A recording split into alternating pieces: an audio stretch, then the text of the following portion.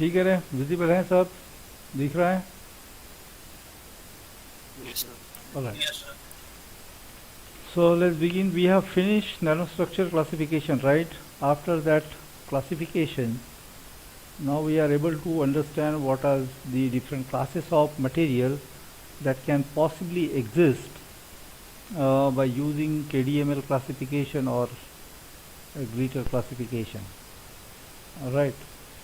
So finally, uh, uh, moving towards the exactly what happens, okay, and how can we further classify these nanostructure materials using certain properties as well, because I told you there are certain things which can be influenced by external agency as well, okay. So size, if we reduce the size, what happens to the property of the material, that is more or less relevant to us, okay. Although we have everything in a nanostructure form, you may not find a dramatical change or change in the property of certain material, but if you use certain external agency, then that nano size effect, or you may say change in the property of nanostructure material, may be significantly enhanced or significantly amplified due to external agency. So these kind of size effect also exists. So one class where we are not going to use any kind of external agency to change the behavior or property of nanostructure material. What happens?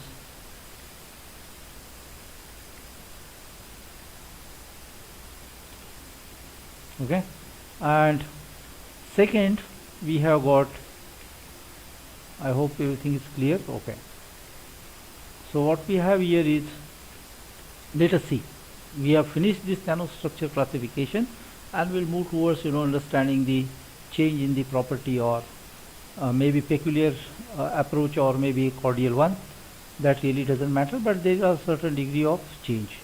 So reduction in particle size or crystallite size, okay, I am putting both these words, they are important, because if we consider a crystallite, then crystallite can be agglomeration of particle size. So sometimes you may encounter crystallites in a nano size, and in some cases you may encounter particle size in on the nanoscale. So therefore I am using particle size or crystallite size can lead to the several changes, okay, lead to the several changes in the property of material.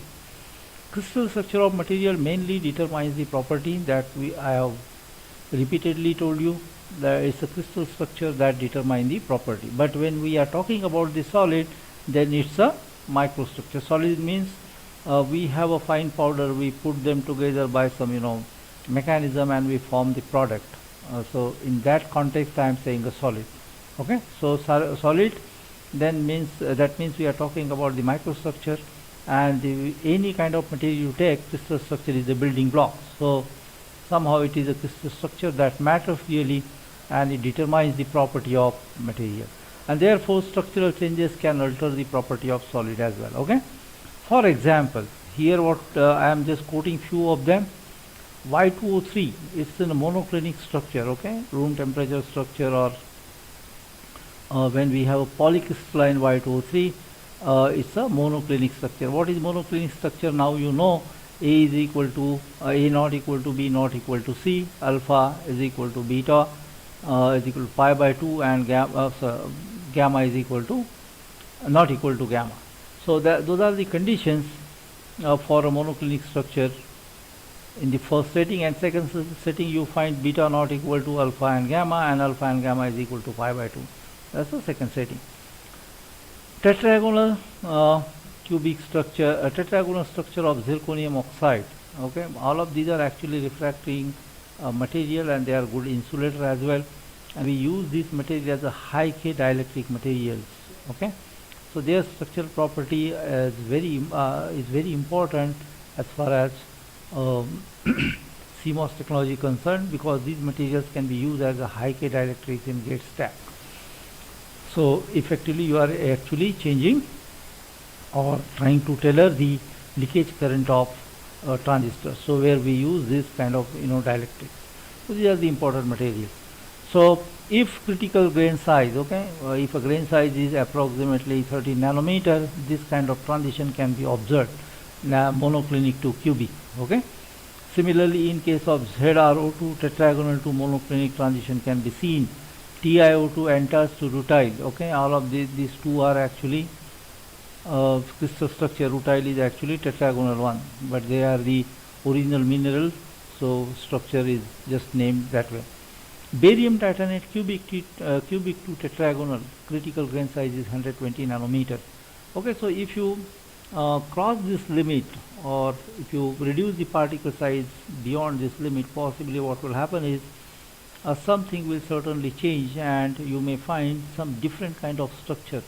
Okay, it is not really necessary. These are the observed phenomena, observed observation over the period of time: monoclinic to cubic, tetragonal to monoclinic, and enters to rutile, cubic to tetragonal. So these are the nanocrystalline one, and these are the polycrystalline one. Okay, the second row is polycrystalline, this is a nano one. And reducing the particle size, that is the only thing that we have done. So so far we are able to reduce the particle size of the material. So this kind of structural transition can take place. And some of the property can even change. Some of the property of material can actually change. You may not find any change in the structural property, but some of the properties may be changed by reducing the particle size or grain size. For example, ZrO2, it is called YSZ or stabilized zirconia. In that case, what we are doing is we are actually doping Y2O3 in zirconium oxide. Okay, zirconium oxide, it reduces the thermal conductivity. Okay, this is a regular one, and this is a nano. Then Cr2O3 is a chromium oxide, it becomes a super paramagnetic. Okay, antiferro to super paramagnetic. What you have to do is you just have to reduce the particle size, which is less than 80 nanometer. If it is greater than 80 nanometer, you will have antiferro. Less than that, you may find a super paramagnetic. So antiferromagnetic is an antiferromagnetic material to paramagnetic material. In fact, super paramagnetic material. You will be having a transition due to just reduction in the particle size of material. Barium titanate, I told you, is one of the best example. We have a nanocrystalline material, we have a variable Curie temperature. Okay, variable Curie temperature. And the polycrystalline one, we have a constant Curie temperature. And what is the parameter that we are actually changing or altering? It's a critical grain size. If it is less than 120 nanometer, you will be in this region, nanocrystalline region, and you will be finding a different kind of Curie temperature. Okay, transition temperature, the temperature at which ferroelectric barium titanate transforms into paraelectric region. Okay, so that's the Curie temperature, and that Curie temperature can be just altered, by reducing the particle size. Now then we have a copper. Okay, it's a metal. I'm just putting a different example. We have got here a refractory material, that is ZrO2. One of the one more application of ZrO2, I'll discuss that as well, but right now let's focus on this table. Copper is a metal, barium titanate, Cr2O3, they are actually ceramics. Okay, so reduced Young modulus. Okay, regular, this is a regular one, and if you transform into nanostructure material, you have got reduced Young modulus. So Young modulus is actually changing due to change in the particle size. So these kind of things can be actually readily observed whenever you reduce the particle size. Particle means you have a zero-dimensional material. Okay, and you are clubbing them in a different kind of nanostructure material, and then property of that nanostructure material is quite different than the polycrystalline nanostructure material. Alright, so these are the things. I mean, these are the kind of observations. You just can go through a literature, you'll find there's a lot of material available, what are different properties, electrical properties, electronic properties, dielectric properties, magnetic properties. All these properties can be altered by just a reduction. So what is the factor that really matters? Okay, so I have got simple example. For example, consider Q with 1 micrometer, because we need to know what happens when we actually reduce the particle size. Okay, on the at least surface. one should know what happens. So volume, you know, it's a cube I am considering, so L cube and 1 micrometer particle, so 1 micrometer cube, and if I just transform in a nanometer, so we have got 10 to the power 9 nanometer cube. Okay, that's the volume. Consider a cube with a side 1 nanometer, so these many units we can actually get out of this volume. Okay, out of this volume we can get 10 to the power minus, okay, there is a, you know, volume, this is 1 nanometer cube and this 1 nanometer particle. So volume of the 1 micrometer particle, volume of the 1 nanometer particle, that is the meaning of this equation. And if you take a ratio, you will find 10 to the power minus 9, because this nanometer cube and this nanometer cube will cancel, and we have small blocks, okay, of dimension 1 nanometer, and those number of blocks are 10 to the power 9, a huge big number. Now let's try to calculate the surface area of the cube. Okay, if we take a cube, there are 6 surfaces, and obviously surface area, total surface area of micrometer particle, if you take, that will be 6 into L square, right? L square is the area of any surface of the cube, and 6 times, that means we are talking about the total surface area. So 1 micrometer particle again, so that makes 6 into 1 micrometer, so micrometer square, and I just converted whole thing into nanometers so that on the same scale we can see the difference. So we have got here 6 into 10 to the power 6 nanometer square. Okay, 1 micrometer is 10 to the power 3 nanometer, and 10 to the power 3 square, that makes 10 to the power 6, so 6 into 10 to the power 6 nanometer. So consider a cube with this side now 1 nanometer, and you find out the area. Okay, now specific area, nanometer particle, L square, and we have got this 6 into 1 nanometer square area. And we know there are a number of blocks, 10 to the power 9 blocks, right? Now we have 10 to the power 9 such blocks, and if I just calculate the total surface area of this block, see the difference. There are 10 to the power 9 such cubes, therefore total area will be what? We have got 6 surfaces, okay, 10 to the power 9, that's the number, and nanometer square area, 1 nanometer square, 1 nanometer हमने length लिया, and therefore we have got specific area total, that is 6 into 10 to the power 9 minus plus 9 nanometer square. And before reduction in size, this is the number, okay, 6 into 10 to the power 6 nanometer. If you take a ratio, roughly it is 1,000 times more surface area after size reduction. Okay, roughly 10 to the power 3 times more surface area after size reduction. Now you can just guess what happens when we actually reduce the particle size. Okay, the active surface area enhances by something like, in this case, if you just move from micro to nano, it will be 10 to the power 3 times. Okay, so that many area, that much area is now available for the interaction with the outer world, right? So for example, if you are talking about the diffusion case, okay, diffusion, so initially let's take, we have got, if I move to the board, okay, if we move to the board, then possibly you can understand what I am trying to tell you. Okay, so let's see that.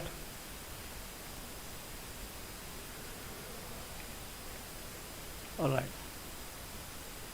so initially let's say if I take a cross section, that is, let's take just a square.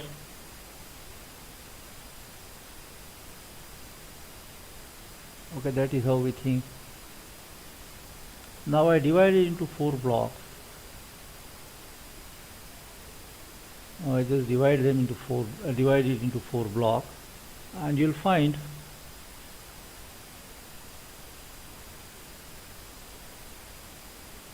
okay, if this is our L, if this is our L, okay, so area A is equal to, we have got L square, and second time what we have is 4 such blocks, so 4 into, let's take small dash square, small dash is L, small L is this one. Okay, so L square, so we have got initially L square, then we have 4 into L square. If I take just a 3-dimensional case, in 3-dimensional case it will be a little, different, because, and again it will be quite visible. If we have a cube, for example, okay, what we have done is actually same thing.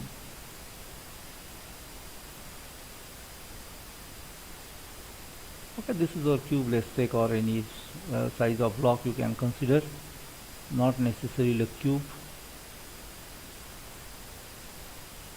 Okay, this is how you can see this.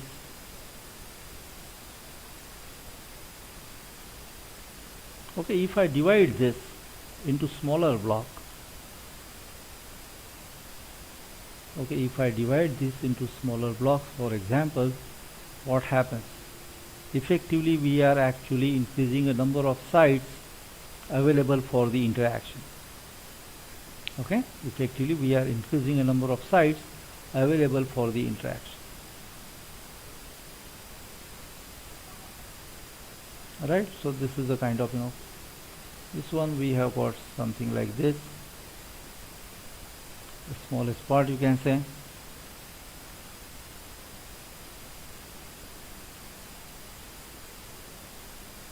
Okay, this is the part of the cube.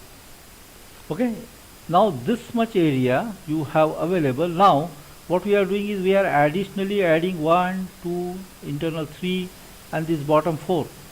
Okay, so initially we had this amount of area available for the interaction in this region.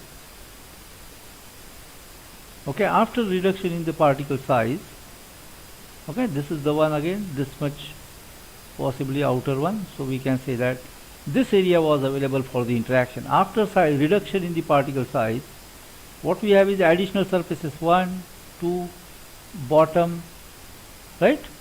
So instead of 3, we have additional 3 different surfaces which can help to gear up maybe kinetic of the reaction, maybe diffusion coefficient, or whatever reaction you want to take out the way you are looking at the nanostructure material. So basically, due to this kind of enhancement in the surface area, many things can actually change. Okay. Second, for example, you have a nanostructure material, all the blocks you are putting them into together to form a product. What happens is, if you go through this presentation,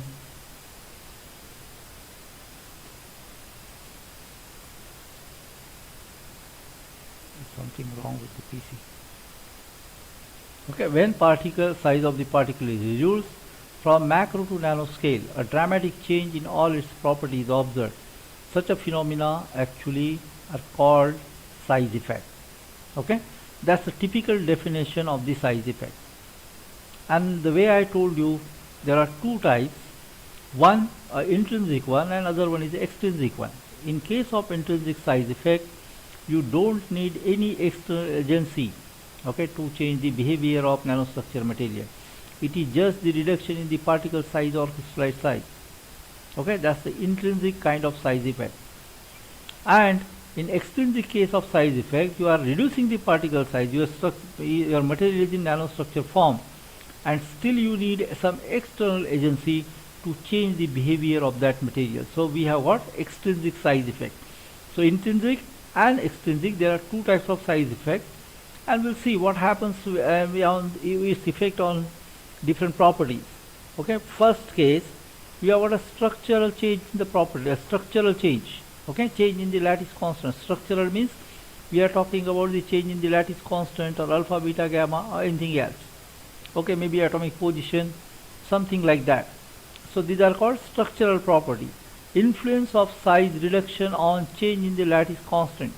Okay, what you find is actually lattice constant of certain material may change. I am saying lattice constant may change. It can be compressed, it can expand. Both things are possible. Okay, both these things are possible, and therefore I just use word change, not just reduction. Okay, so change in the lattice constant due to reduction in the particle size, which is the intrinsic type of classical. IC stands for actually classical. Okay, intrinsic size effect. Structural property again. Okay, structural property, anything from one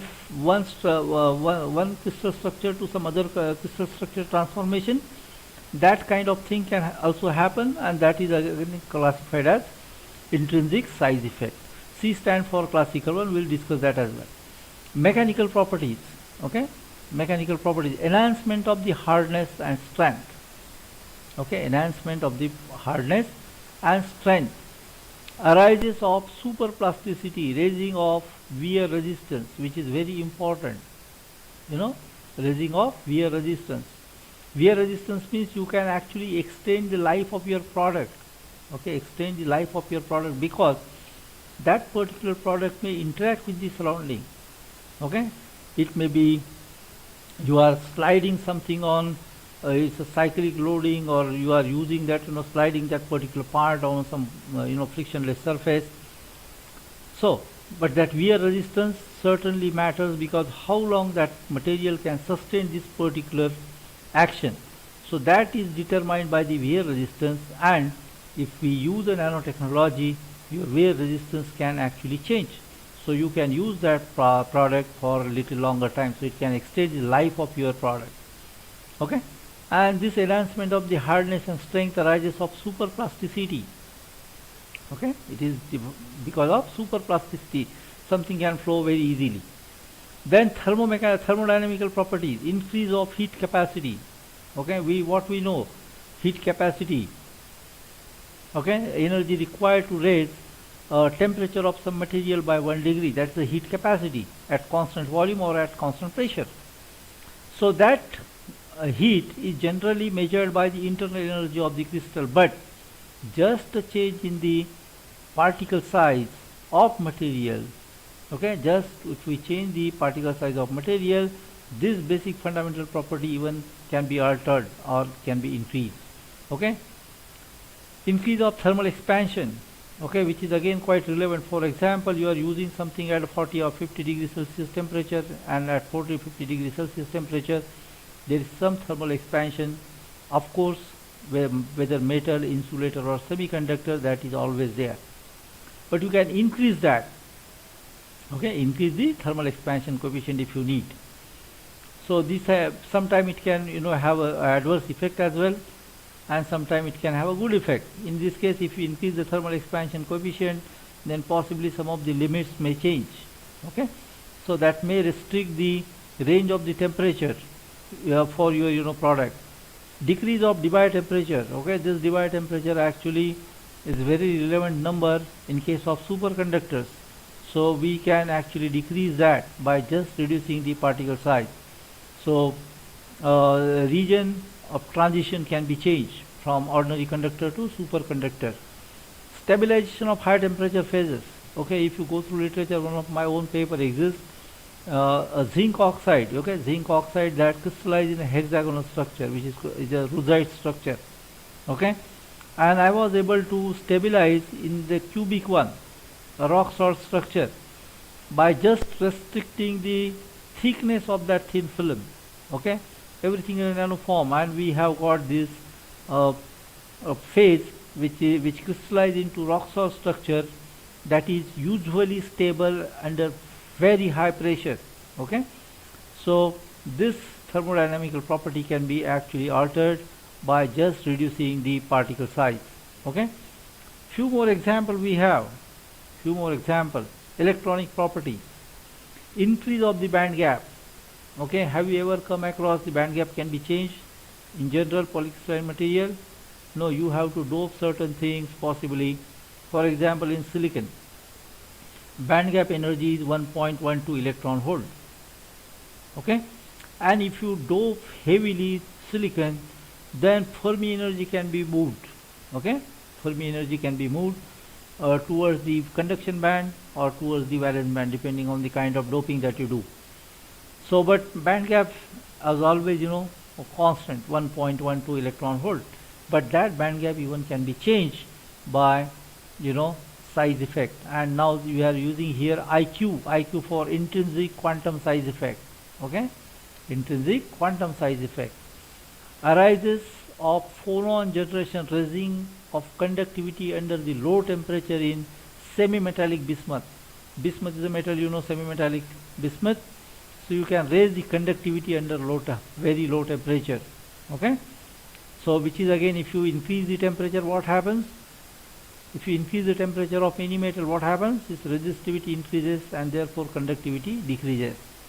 Okay, but in this case what happens is, under low temperature you are lowering the temperature and conductivity, you are raising the conductivity. Okay, it's quite opposite phenomenon. So these kind of things can happen in the material, and this kind of effects are called quantum size effect. It's intrinsic quantum, just a reduction in the particle size of material can lead to the these kind of effects or size effects. Magnetic is one of the important for particularly computer science people, because magnetic material we use to store the information. Okay, your hard disk, that is actually made up of Fe2O3, sorry, not Fe2O3, Fe2O4, and that Fe2O4 or even Fe2O3 is a magnetic material. Okay, it's a magnetic material.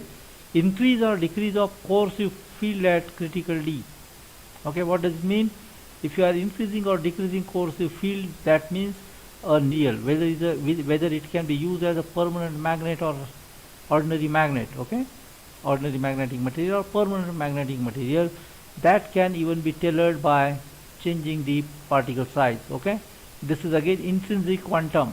Okay, this is intrinsic quantum size effect. Decrease of Curie temperature, again it's the intrinsic quantum size effect. Decrease of Curie temperature, that happens in a magnetic material, right? If you are moving your transition temperature towards the room temperature or away from the at higher temperature, that means you can actually alter the regime of application of certain ferromagnetic material. Okay, so you can change that range of the temperature by just changing the size of the particle. Here we have size of the paramagnetism, rise of paramagnetism in ferromagnetic materials. Okay, at some critical D, again it's the external one. External means you have to have apply external magnetic field to change this behavior. Okay, so that's the external quantum size effect. Rise of giant magnetoresistance. What is the giant magnetoresistance? Resistance of material changes when you apply the magnetic field. Okay, this is the one that we use actually to fabricate the head of your hard disk, which reads or writes the data on your hard disk. It's a giant magnetoresistance sensor that we are actually using. So the behavior or the quality of sensor can be changed by this external quantum size effect. So we can change the property of that typical sensor that we just use to read or write the data on your hard disk. Rise of maximal temperature of magnetoresistance. Okay, rise of maximal temperature of magnetoresistance. Again, this particular phenomenon can alter the range of the temperature or applicability of your device in a temperature range. So that can also be tailored by the size effect. Increase of magnetic permeability or in ferromagnetic material. So how many lines of forces, okay, will pass through the material. Okay, at what degree you can actually magnetize it or demagnetize it, that can also be done using or by changing the size of your material. So what is common in both the effects? We have got a material that must be in on a scale of nano. Okay, one of the dimension of your material crystallites or particle size or something, thickness of that film or length of that filament or diameter of that filament, one of the dimension must be of the order of less than or equal to 100 nanometer. And then we have classical or quantum size effect. Okay, so intrinsic, extrinsic, and whether it is classical or quantum. Quantum region means you are actually entering into a quantum region, and classical means some of the things are, it follows the Newton's law of motion to describe various property, you can say that way. And some of the properties cannot be explained by that motion, and where we use Schrodinger wave equation or that regime, where we use a quantum mechanics to study the property of material, those can be a quantum size effect. Okay, so that way we see this effect, size effect. Size effect means just a reduction of the particle size can change several properties of material. Alright, is this clear?